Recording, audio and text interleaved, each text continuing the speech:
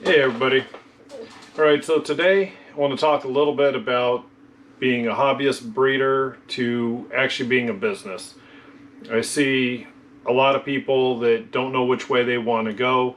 People come in, they start breeding, and it's that threshold. Where do you go from being a hobbyist to being a breeder and breeding as a business? Now, doing that, there's some things that people are probably aware of, and there's things that they're not aware of. Now, for me, myself, I like doing it as a hobby. Now, I became a business because, for one thing, here in California, you can't do a show without a federal tax ID number. So, you pretty much have to. And I know even going into other parts of California, I have to get a business license in that district, like when I do San Bernardino.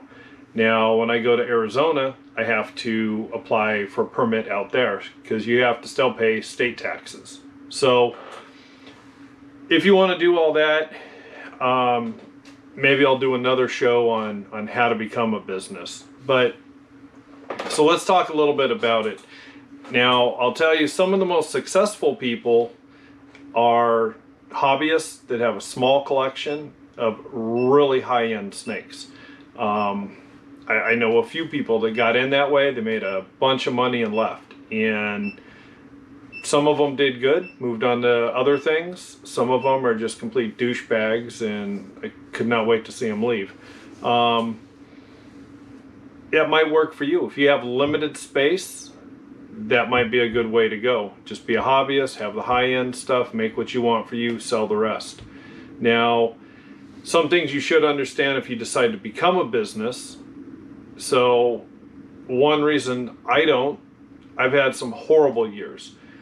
I actually became Dark Cloud Reptiles because of some hardships I've ran into along the way.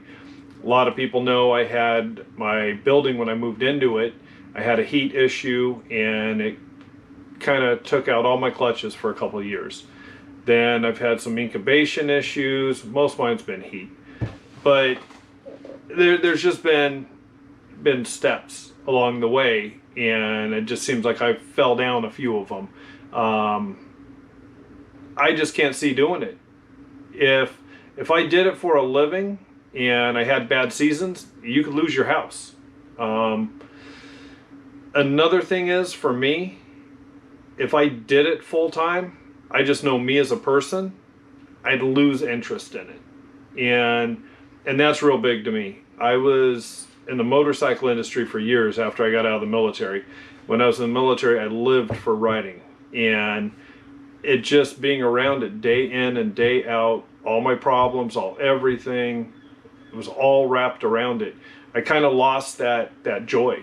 I wanted to more get away from it because I was around it so much. So for me, doing it as a full-time business, I think I'd miss that interaction with the snakes because it would be a business. I'd have to be doing it for my money. Everyone knows I do it just for the fun of it. I've had times where things went wrong, and I swear Michael was probably looking for the closest way he could get to the door. There's been a few times he's heard me F this, F that, F you, F me, F everything, F everyone. Like, I've been right there picking up the phone to call a couple of different people and tell them, come buy my collection. Take everything. Take all the snakes, all the racks, all the rats, everything. I'm done. And then I have a clutch that I was waiting for, and I see the little heads, and I'm just like, done. It made it all worth it, all those years of suffering. So that's one thing you have to think about if you think you want to go do this as a business full time.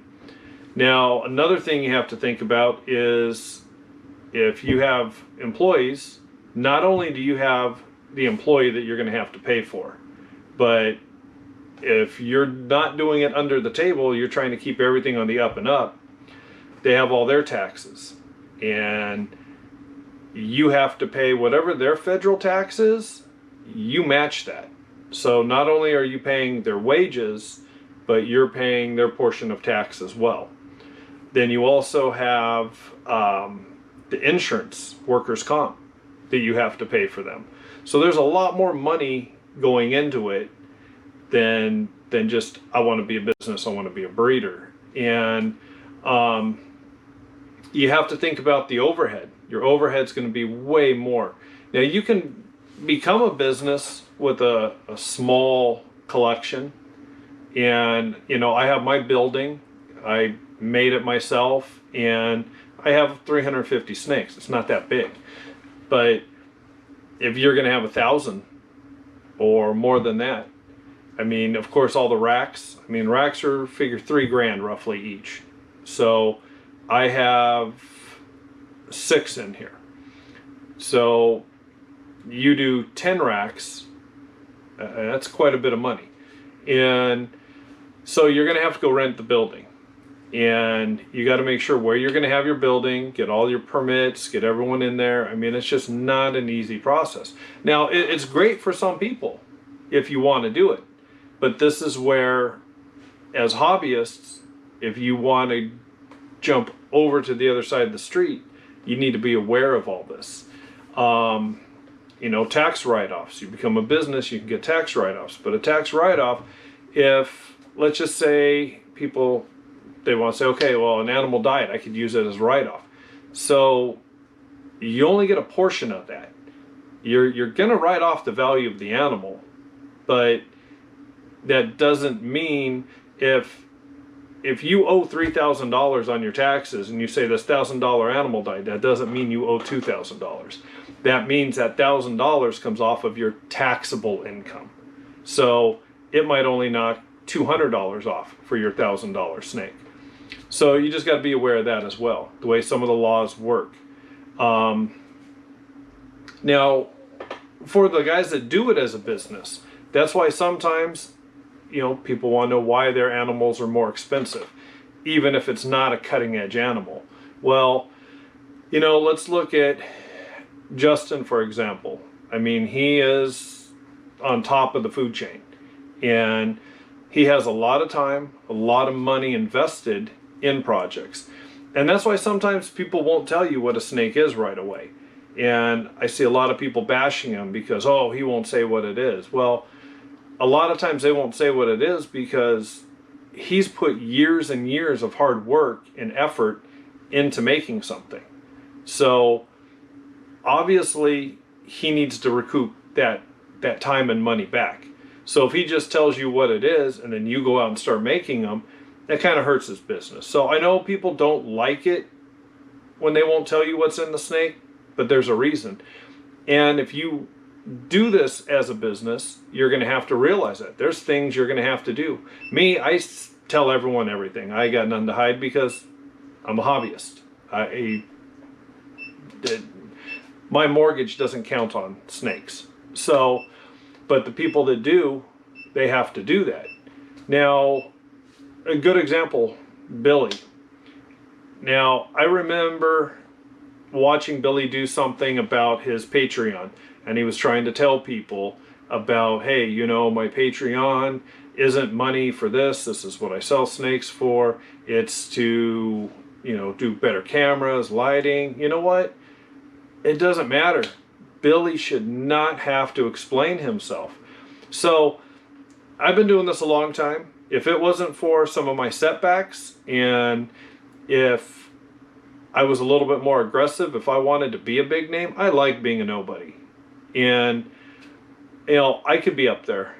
I could have way, way more than what I have now. I've watched people pass me, and I'm happy for them. But the thing about it is, I help people whenever they need help. I've always been open door, and I get people message me, people call me all the time. And people that know anything about me know I get up real early in the morning. I'm up at 2:15 every morning. Go to work a 10-hour day. By the time I get home, and then I got travel baseball, I got the snakes and rats, I have very, very little time. That's why I don't do a lot of socializing. That's why you guys don't see me in chat rooms and stuff.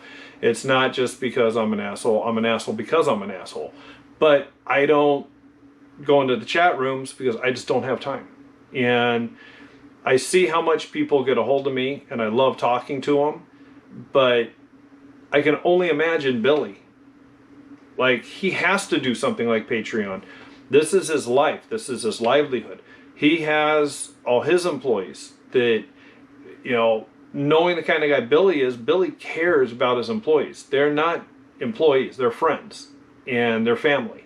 So there's a lot of other things you have to do, and that's one of them. I mean, you can't just, I can't even imagine, if you look at how much mail Billy gets, imagine how many phone calls he would have. There's no way. He can't do it. And then have to deal with people whining and crying, complaining because of the fact he's doing what he loves and he's trying to help people. So you got to understand that's going to be part of it. Me, I've always said, I even said publicly, if my YouTube ever gets monetization, I'm just going to donate it. I'm not here for money. I don't care about it. I'm going to give it to US Arc and put it to good use for the whole community. Yeah, I think the big thing, if you're going to do it, is knowing where you want to be. Like I said, there's some of you, I know there's people out there, they go out on the weekends and they go hunt for wild caught snakes, and there's people, you know, on every aspect, every end. And you need to figure out what makes you happy, where you want to be, and figure out what it is that you want to achieve. Because if you want to make something that no one else has made or something you believe in, that's the most rewarding road to take. And if you do that, you could be a small hobbyist breeder. You could still be a business like I am, pay taxes, do reptile shows, but not do it for a living.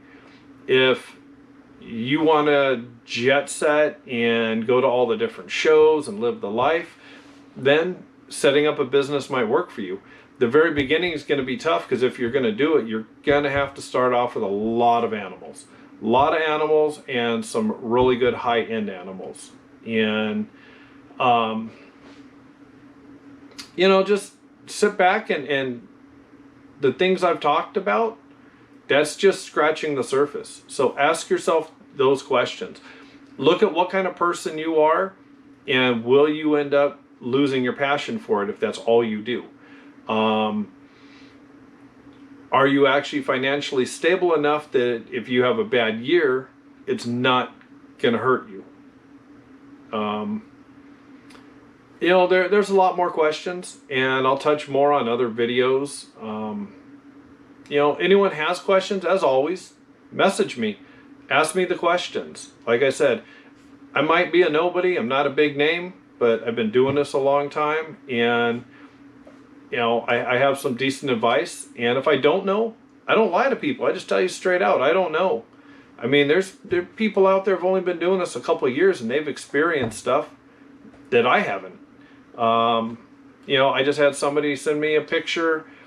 His male's hemipenes never went back in, and it actually became dead skin. And he actually got it to the vet, and they said, no, we have to remove them. They said if it went back in, the snake would die. It was like, wow, okay, I hadn't heard of that.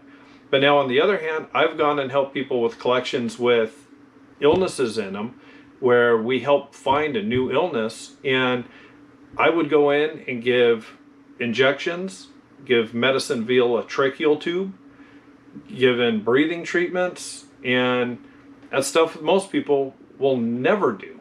So everyone's got a little bit different experience. I hope you liked the video. If there's anything else you want me to talk about, leave a message, let me know, get a hold of me. I'll see you next time.